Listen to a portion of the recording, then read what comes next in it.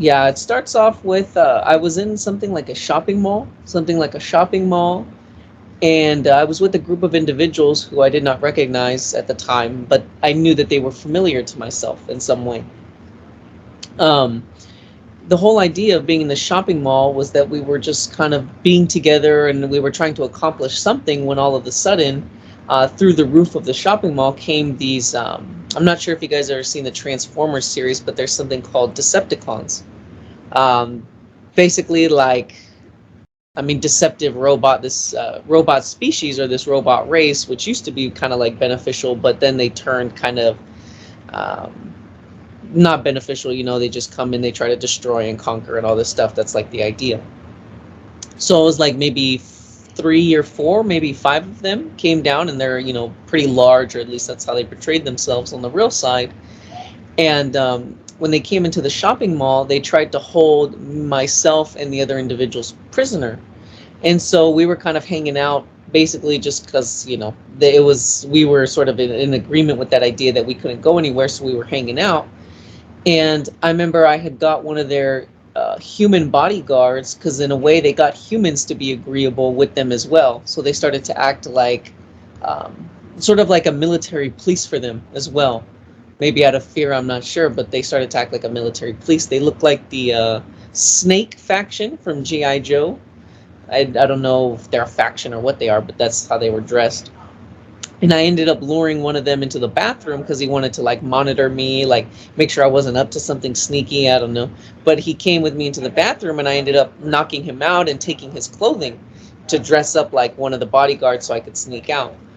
And what happened was after that had happened, one of the main little Decepticon guys, he's too big to fit in the bathroom. It was kind of comical, but he couldn't see what we were doing in there, so he kind of just said, you know, hurry up and get out of there and all this stuff. And again, he had these other humans try to come and check on us, type of thing. So anyways, me and the other group of individuals, we learned that they obviously cannot see us we're in the bathroom. So we set up a little like base of operations while we're in there. And we have the mirrors set up in a way to where we can see if they're coming. We get very creative and very like sneaky, almost like we're like secret agents or something like that. And what was very interesting, I guess, kind of the point of the experience was that in this situation, all of the individuals, including myself, were gathered around this little round table, and we were sitting on the floor contriving this plan as to how to get rid of these Decepticons, because they really weren't interested in becoming more aware. They just wanted to destroy us and kind of destroy everything. We were sitting around this little round table. It was like a cardboard table, something we made. But we were sitting around this round table, and we all brought forward things that we saw, like on the real side or with our intuition, certain things. And I had seen this figure. It looked like a bull, but with a circle in the center. And I remember I seen it not in like a dream vision. It just kind of came to me intuitively, and I showed it to them. And I said, this is what I had seen.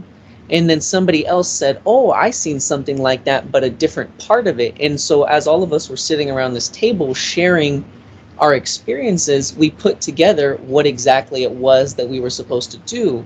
And what we were supposed to do was make this device. I think it was either like an explosive device or like some other kind of device, but it would essentially wipe out these Decepticons. But had we not come together and shared our experiences or shared what we had seen intuitively, we would all have been confused because we all had different ideas about what it is that we were individually shown.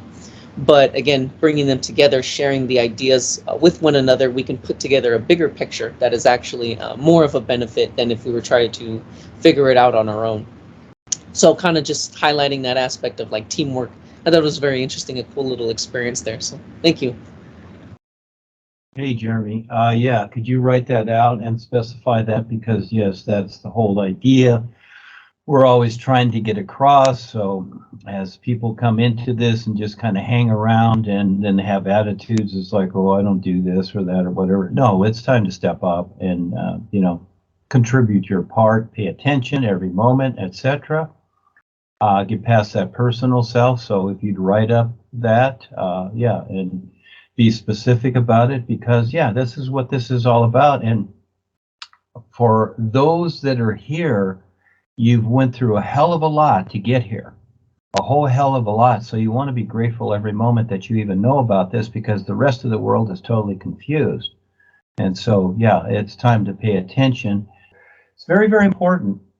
Yeah, because again, the personal life is going to be gone. And you can sit there and whine and cry all you want, but you know what? It's going to be gone.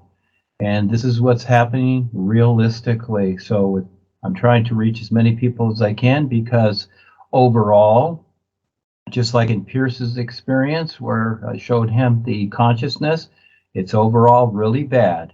And so you have a few moments of la la land, but then all of a sudden, as it starts to turn darker and darker, you're not going to know what to do. So you're very fortunate to be here and know this, know anything at all, and step up and do your part every single moment. Your personal life will be there. You can make dinner for your friends, whatever, but this comes first because it's about survival.